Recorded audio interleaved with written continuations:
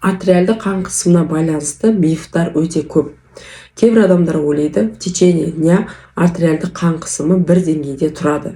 Менің рабочий давлением 90-60, менікі 110-70-ке көтерілгеннен мен басым ауырды деп айтады.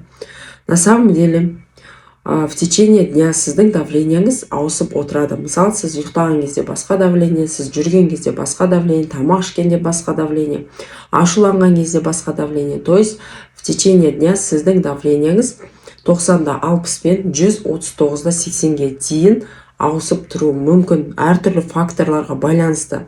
Қай кезде біз давление деп айтамыз? Егер сіздің артериалды қан қысымыңыз 140-тан жоғары болса, бұл бірінші стадия деп айтайды. Егер 160-тан жоғары болатын болса, бұл екінші стадия артериалды қан қысым, 180-нен жоғары болатын болса, ол үшінші стадия. Яғни, егер сіздің артериалды қан қысымыңыз 140-қа дейін болатын болса, бұл норма деп есептеледі.